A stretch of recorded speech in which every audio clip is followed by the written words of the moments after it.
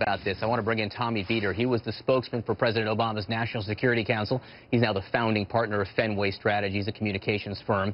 Also joining us, William Crystal, who is the founder and editor of the Weekly Standard. Tommy, I want to start with you. In the news we just heard Masoud Barzani, the leader of the Kurds, essentially saying he's going to leave it up to the Kurdish people. If they want to break away from the rest of Iraq, he will support that. You know, the Kurds, the Peshmerga, their fighting force, have been one of the only groups actually serving effectively against ISIS. If the Kurds split away, you know, isn't the political discussion essentially over? Isn't Iraq, for all intents and purposes, divided? I mean, I agree with you, John, that it will be complicating, and it could be a problematic development. We'll see if Barzani follows through on these threats.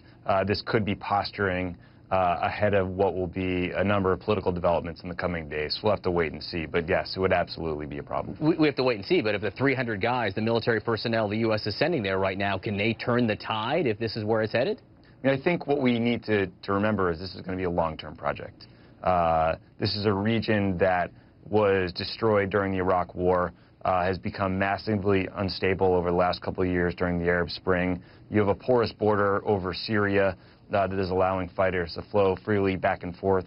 So, you know, the president's view on this, I believe, is that this needs to be a long-term project of capacity building, improving governance, development, and getting Iraq's military to stand up and fight for its own people. Bill Crystal, does the U.S. have time now for a long-term project? Well, the long-term project is what President Bush tried to do and made some mistakes doing, and which could have been done, I believe, if we had left troops in Iraq, and especially if we'd intervened to stop the Syrian civil war from getting out of control, as it did. I don't know that with a Syrian civil war now metastasizing into Iraq, with a possible independent or semi-independent Kurdistan. Kurdistan is not a problem. Independent, semi-independent, de facto independent. The problem is Al-Qaedistan, the ISIS or ISIL, depending on which acronym you like, controlled territory to the north and west of Iraq, and then Iran-controlled Shia south. That is really a terrible security situation for the United States, a terrible geopolitical situation for the U.S. and its allies. Obviously, we have to have long-term plans and strategies, but I think there's a huge short-term crisis here, which needs to be addressed. You say it needs to be addressed, but it doesn't seem like the American people are terribly anxious to address it in any capacity more than they are right now. I want to read you the latest results from a New York Times CBS poll, which asks about President Obama's response to the crisis in Iraq. And you can see there only 29% of those polled say they want to see the U.S. do more. So, Bill, how do you convince the American people that the U.S. should be taking a greater role in Iraq when clearly they don't want it? I remember seeing polls like that, John, early in the 90s in the Balkans. No one wanted to get in. Bush and Baker didn't want to get in. Clinton and Christopher didn't want to get in. We did the right thing finally after too many people died. We got in. We stabilized the situation. It's not going to be easy this time. It wasn't easy in the Balkans. We've let it go so far, and especially the Syrian civil war. We can debate. We should have left troops there in 2011. I think that was a mistake by the administration. But once the Syrian civil war has gotten to as out of control as it has gotten, it's harder to stabilize the situation. But letting ISIL dominate huge swaths of Iraq and Syria, letting Iran dominate much of the rest of Iraq, I mean, the implications of that regionally and globally, as Secretary Kerry and others have said, Ryan Crocker, the former ambassador, said, don't kid yourself. If there is an Al-Qaedistan in northern and western Iraq, that's a threat to us, not just to the region.